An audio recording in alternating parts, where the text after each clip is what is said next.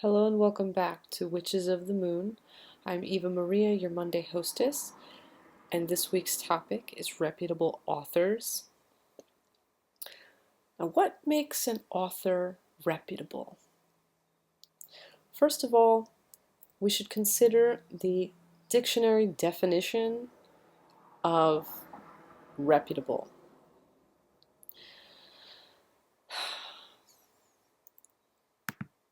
Now, right here, I'm pulling up the definition according to Merriam-Webster.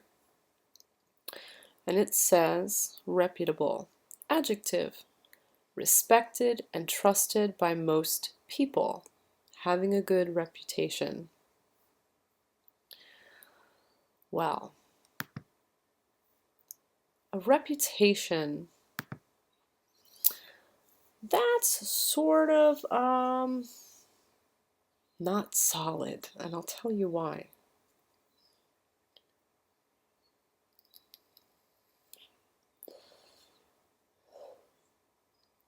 A reputation is built on people's perceptions of you. Now, I will say that usually the general consensus tends to be fairly accurate, but seeking out a reputable author can be very much like seeking out a good movie to watch. You hear about one, a movie, let's say as an example. You hear about a movie, you want to check it out, but you haven't gone yet, so you check out reviews. Some people say it's great, some people say it sucks. You don't really know until you go check it out. Same thing with authors. There are people who will tell you such and such is a great author, and you may read their books and you may say this author is horrible. And the opposite may be also true. People may say, oh, stay away from so-and-so's work, it's horrible. But then you may look at that author's books and you may say, I learned a lot from this author. This author's amazing. So, I will say that while the general consensus, people's reviews of just authors in general, authors that write, books on witchcraft, paganism, the occult, any kind of alternative faith sort of stuff, any of the sort of like stuff in the general realm of, that sort of reading, new age things, spiritual things, whatever. Things in that realm, people are going to tell you their reviews, and their reviews, all they are, they're just opinions. What I can say, in my experience, what I can recommend is that, yeah, do take what people say and, consider that, but take it with a grain of salt. A lot of bookstores, especially the bigger bookstores, I don't know so much about the smaller ones, but bigger bookstores like Barnes and Noble, for example, they really don't mind if you hang out in the bookstore and start reading something that's on the shelf. They're not going to kick you out and say, you can't read that book. I've seen it a million times and I've never seen anybody have a problem. So if you're curious about a book, I honestly recommend go to a big bookstore like Barnes and Noble, assuming there's one in your area, and if there's not, I'm sorry. But, if you can, go to a bookstore like Barnes and Noble, see if they have that book. Hopefully they'll have it in stock. Or, even if you're just browsing the shelf and something sticks out to you and you're like, oh, that looks kind of good. So pull it off the shelf. I like to read the blurb first, the back of the book, or sometimes sometimes it's on the inside flaps of the book. And then I'll kind of flip through, I'll look at the table of contents, maybe I'll read a couple of pages, just to see if it's easy reading or if it reads like stereo instructions, because I have picked up books like that sometimes. You pick up a book to check it out, and the first couple of pages, you're like, what did I just read? But that's a whole nother topic right there. But my point is, get acquainted with books in the bigger bookstores. Read a little bit of the books, and you'll sort of kind of get a feel within like the first few pages, the first chapter, whatever, and from the blurb and everything else, you'll get a feel for if that author seems to have something to contribute to you. You know what I mean? It'll either resonate with you or you'll feel like, I'm not liking this. Also, a lot of the bigger bookstores, they have return policies that are pretty reasonable. You could probably read a good amount of the book before their return policy is up. And if you really find that you don't like the book, just return it back to the store. If you can't get to a big bookstore, what I would recommend doing,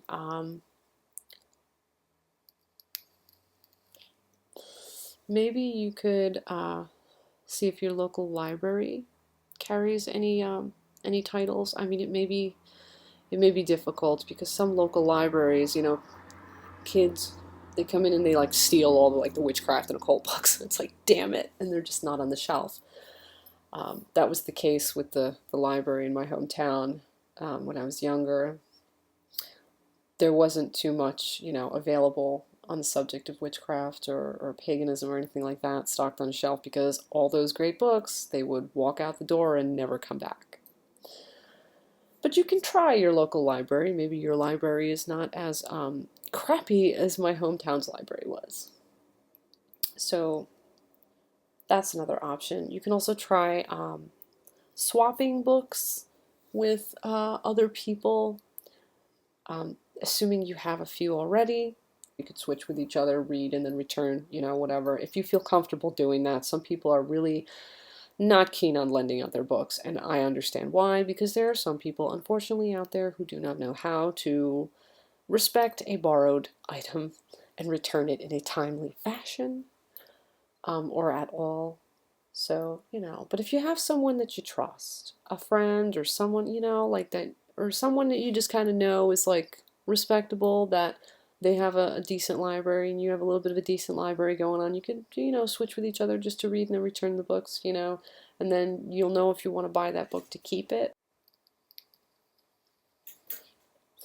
Sometimes sites like Amazon, sometimes they have a feature where you can read a few pages of the book, just to get a feel for it.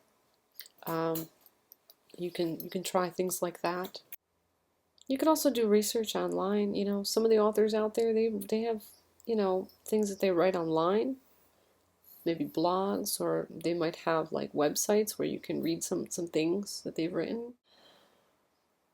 If an author comes from a place of extreme bias, or if they're saying things that are just like, shoulds and shouldn'ts, and like, you gotta do this, and you gotta, like, I would say question why they're being so hardline one way or the other. Because everyone's path is so different, and everyone's journey is so different, and no one can tell you the way. So if anyone's telling you, oh, this is the way, I would question that.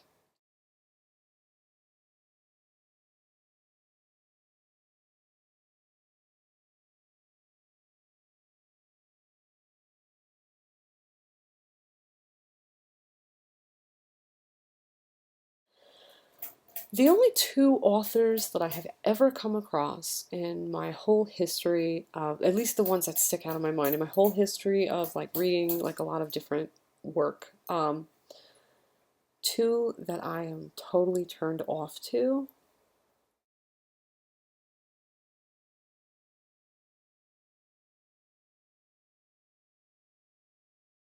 are Sarah Liddon Morrison with her Modern Witches, what was it, Modern Witches Spellbook and Modern Witches Spellbook 2.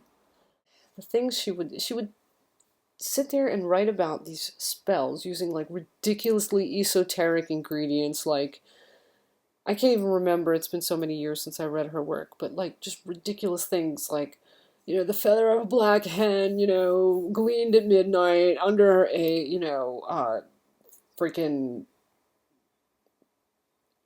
triple star, like really just weird stuff like that, like you really just can't get. Like it's just so, come on, and it just felt very like, I don't know, maybe I'm wrong, but it just felt very like fictional, very like imaginary, made up. It just felt, maybe the spells she had in the book are legit, I don't know, but to me they were just very inaccessible. The second author that sticks out in my mind, Basil E. Crouch, wrote this book called The Dark Side of the Moon. I read a little bit of it and I was just not even feeling it. I'm just like, once again, it felt like he was writing fictional stuff. Like, I don't know, like it just felt so like, it felt like something that was Hollywoodized, mumbo jumbo, like, for lack of a better word, to me it came across kind of like bullshit. And I don't like to look at people's work like that, because I know that, like, hey, it's going to resonate with some people and it's not going to resonate with other people, but for me, I just didn't feel Sarah Liddon Morrison or Basil E. Crouch. I really didn't feel those two. I don't know. I'm sorry. I'm sorry.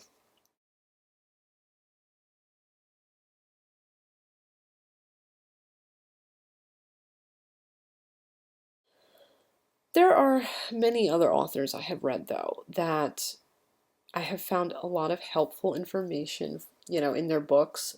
They just sounded like they were speaking on the level, like they had something to honestly say that made sense to me. Their works, a lot of other authors, their works resonated with me, and some of them that I can mention here. For example, okay, Scott Cunningham. I think a lot of his works are actually pretty good. Like, again, they're a little basic, but I respect the guy. I think a lot of his work actually is pretty decent work. Um, Another one, Anmora Almiel. When I was sort of early on in my path, I really liked her, what do you call it? Her Green Witchcraft um, series. I'm trying to remember the names of the books. Hold on, let me look them up. I'll tell you the exact titles, because off the top of my head. Um, okay. The first book by her that I ever read was Green Witchcraft: Folk Magic, Fairy Lore, and Herbcraft. And she also has a Green Witchcraft 2 and a Green Witchcraft 3, which is a workbook. Green Witchcraft 2 is Balancing Light and Shadow. It actually talks about working with dark energies, dark not as in evil, but dark as in like shadow, the shadow side of things. Um, I found her works to be really, really cool. Like, I liked them, and for me, I was early on in my path, and while like she's more leaning toward like sort of the Wiccan side. Like, she's a little more Wiccan-y, but you don't have to be Wiccan to read her books, because she does say that Green Witchcraft, while it can be adopted as a religion, you can also just take it for what it is, as just a craft, as just magic, as just a practice. You don't have to be like, this is my religion. Um, It's her work, though, I really respect. I have her grimoire for the Green Witch. I sometimes use it just to kind of flip through, um, for like, just to kind of remind me of little things, that she's, I use it as a reference. Um, I am interested in reading her book, Green Magic: The Sacred Connection to Nature. That one I don't have. She also has another one, Mansions of the Moon for the Green Witch, a complete book of lunar magic. I'm interested in that one. And there is a deck of tarot cards coming out that I'm sort of interested in. It's by Anne Mora and Kiri Ostergaard Leonard. It's Green Witch Tarot. The Green Witch Tarot, that's what it's called, sorry. And it's available through Amazon for pre-order. They say it'll be released on September 8th, 2015. I'm interested in checking those out eventually. She also has a book, Tarot for the Green Witch, and I'm interested in looking at that. Yeah, her books, though, the Green Witchcraft series, I found them to be very good. I liked the flow. I liked the way she spoke about things. She didn't come across as being full of herself. Personally, I like a lot of the work by Sybil Leek. You know, when and where I can read the things that she's written. I don't agree with every single thing she's ever said, but you know, I do have respect for the woman. A lot of the things she's written, I did find resonated with me. Again, I don't agree with everything, but a lot of it, yeah. Um, Denise Alvarado.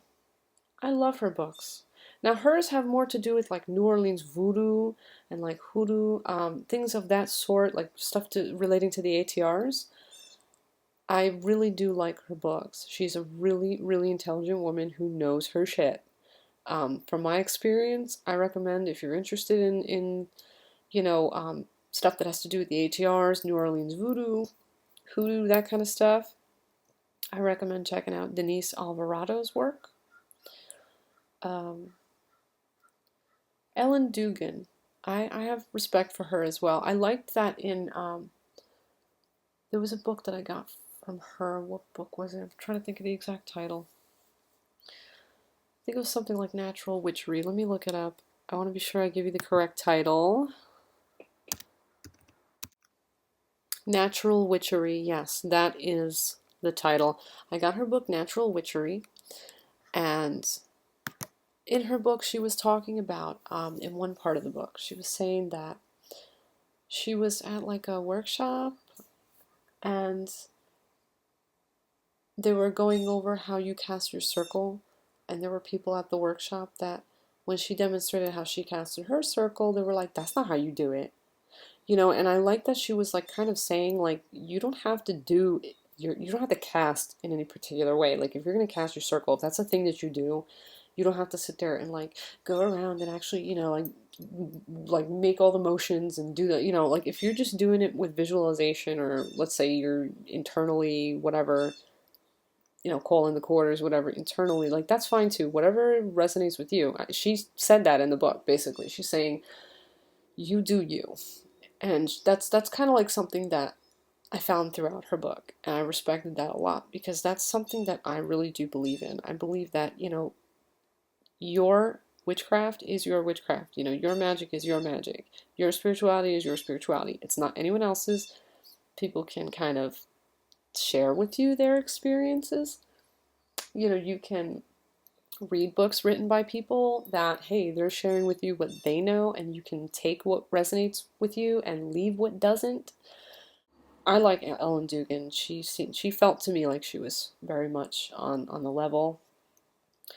Konstantinos, he's another author that I found he's really, I think, on the level. I've read a lot of his stuff and I like his writing style. He's very very down to earth, but he speaks very much from his experiences. Like he's the kind of guy that, from what I've read, he's like, this is what happened when I did such and such, and he'll say like, oh, I think this is advisable, or I don't know if I advise this or that, or like he sort of writes like that.